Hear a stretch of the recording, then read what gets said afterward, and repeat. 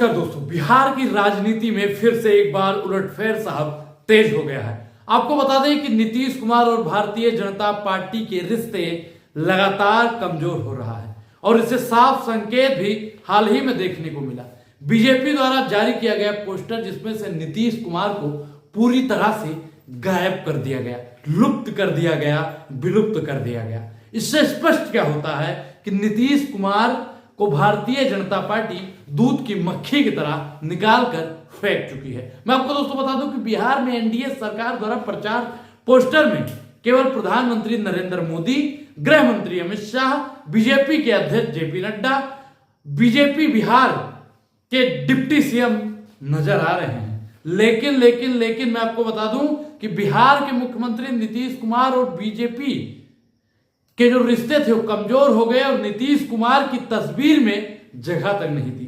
इससे साफ संकेत मिलता है कि बीजेपी अब नीतीश कुमार को दरकिनार करके योजनाओं पर काम कर रही है। साहब आपको मैं बता दूं कि नीतीश कुमार और बीजेपी के बीच में तनाव की स्थिति लंबे समय से बनी हुई थी, लेकिन अब यह खुलकर सामने आ गया। अब नीतीश चाचा का पलटी मारना तय हो चुका है दोस्तों। साहब उससे पहले आप जान जाइए कि जब बीजेपी ने बिहार में अपने पोस्टर से नीतीश कुमार को हटाया तब से सियासी गलियारों में नई चर्चा शुरू हो गई है। लोगों को नए नए सवाल मन में आने शुरू हो गए। आपके मन में क्या है पहले आप मुझे कमेंट करके बता दीजिए, उसके बाद की कहानी को मैं आपको समझाऊंगा।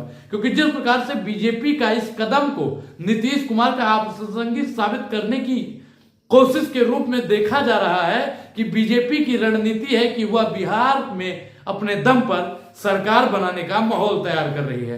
मैं आपको दोस्तों बता दूं कि जेडीयू को कमजोर करने के लिए भारतीय जनता पार्टी क्या कुछ करने वाली है। बीजेपी द्वारा नीतीश कुमार को पीछे करने की कोशिश क्यों हो रही है? कोशिशों के पीछे अब नीतीश कुमार अपने बेटे निशांत को सक्रिय क्यों कर रहे हैं? ये सब जानना साहब बेहद ही दिलचस्प है। ये सब बताना अनुराग ओझा का काम है, क्योंकि सोशल मीडिया ही सच्चा मीडिया है। अब राजनीतिक तौर पर ज्यादा सक्रिय न रहने वाले निशांत अब खुलकर मीडिया के सामने आ रहे हैं और बीजेपी के खिलाफ, दोस्तों ये बहुत अहम बात है, बहुत दिलचस्प बात है कि बीजेपी के खिलाफ लगातार बयान दे रहे हैं। हाल ही में उन्होंने यह बयान दिया कि उनके पिता ही बिहार के मुख्यमंत्री पद के उम्मीदवार होंगे।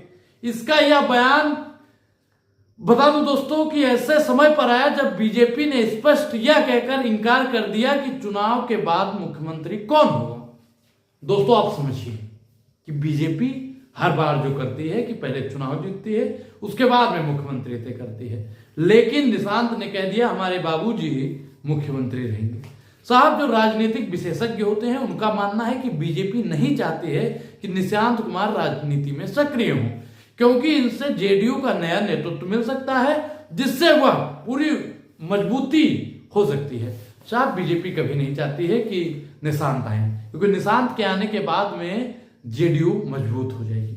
आपको दोस्तों बता दें कि बीजेपी और जेडीयू के बीच की दूरियां साहब हाल ही में हुई, क्योंकि कैबिनेट के विस्तार के दौरान में साफ नजर आई। इसमें कैबिनेट विस्तार में 7 नए मंत्री बनाए गए, लेकिन सभी मंत्री बीजेपी कोटे से थे।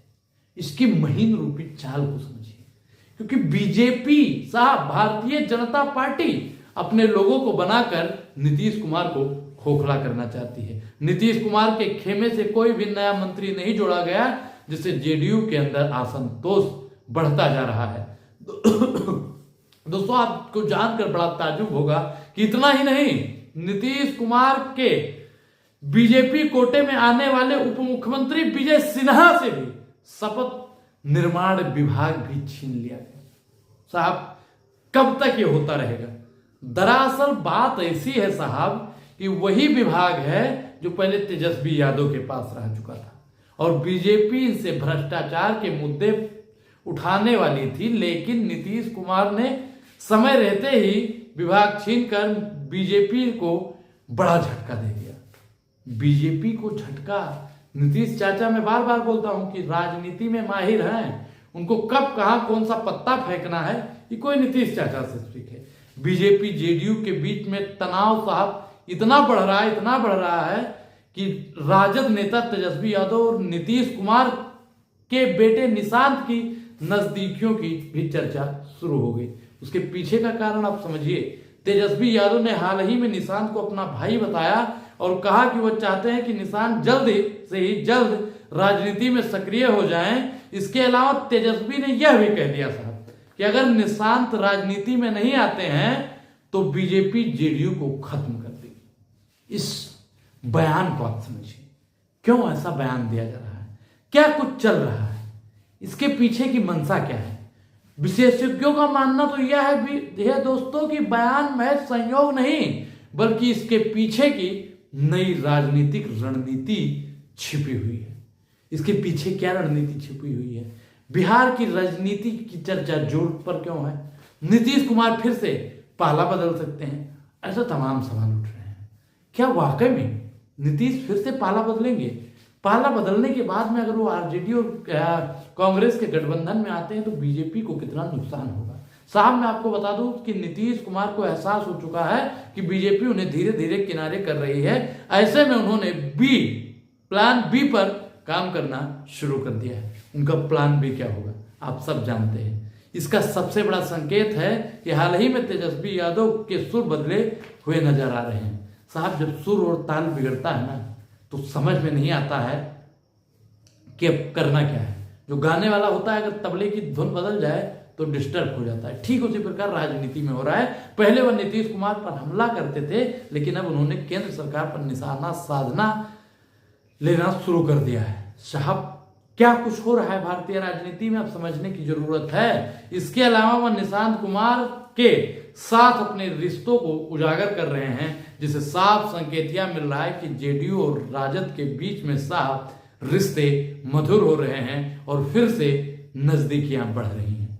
अगर नजदीकियां बढ़ती हैं दोस्तों तो भारतीय जनता पार्टी को विधानसभा चुनाव में कितना नुकसान होने वाला है पहले आप मुझे कमेंट सेक्शन में जरूर बताइएगा। क्योंकि बीजेपी की कोशिश यह है कि नीतीश कुमार को सीमित सीट देकर कमजोर किया जाए और महाराष्ट्र मॉडल लागू किया जाए। अगर महाराष्ट्र मॉडल लागू होता है तो कितना नुकसान होगा चाचा का। आप लोग बिहार से अगर हैं तो मुझे जरूर बताइएगा। क्योंकि बीजेपी जेडीयू सिर्फ 70 सीट देना चाहती है और 50 से ज्यादा सीटें जीतने से रोकना चाहती है। साहब आप बताइए कि अगर 70 सीट ही दे देगा जेडीयू को तो फिर 50 से ज्यादा सीट जीतने पर रोकना चाहती है। मतलब समझिए आप इनके तालमेल, मतलब पूरे गठबंधन को भंग करके फिर से महाराष्ट्र वाली नीति को अपनाना चाहते हैं। अगर चुनाव के बाद बीजेपी को बहुमत मिलता है तो नीतीश कुमार को मुख्यमंत्री बनाने से इनकार कर सकती है और खुद मुख्यमंत्री पद का दावा ठोक सकती है। इस दावे के पीछे की सच्चाई क्या हो सकती है ये जानना साहब बेहद दिलचस्प होगा। यही वह रणनीति है जो महाराष्ट्र में एकनाथ शिंदे के मामले में अपनाई गई थी। अगर बिहार के साथ में साहब यही होता है तो बिहार की जनता को ठन ठन गोपाला मिलेगा, फिर वो झुनझुना जीवन भर बजाते रहेंगे। आपको दोस्तों बता दें कि राजनीतिक विशेषज्ञों का यह भी कहना है कि अगर नीतीश कुमार समय रहते कदम नहीं उठाते हैं तो जेडीयू कभी भी टूट सकती है। क्योंकि इनके विधायकों को, इनके मंत्रियों को किस प्रकार से तोड़ा जा रहा है मैंने पहले पिछली वीडियो में भी बताया था आपको बता दूं कि जेडीयू के अंदर कई ऐसे नेता हैं जो बीजेपी के इशारे पर काम कर सकते हैं और पार्टी से बगावत भी कर सकते हैं। साहब बगावत आप बताइए कि आप जेडीयू के सिंबल से जीते और जेडीयू से बगावत कितना उचित है। नीतीश कुमार को पहले से आदेश हो गया है। साहब नीतीश कुमार को अंदेशा हो चुका है कि लल्लन सिंह, संजय झा जैसे बड़े नेता बगावत कर सकते हैं। यही कारण था कि नीतीश कुमार ने लल्लन सिंह को राष्ट्रीय अध्यक्ष पद से हटाकर केंद्र में भेज दिया।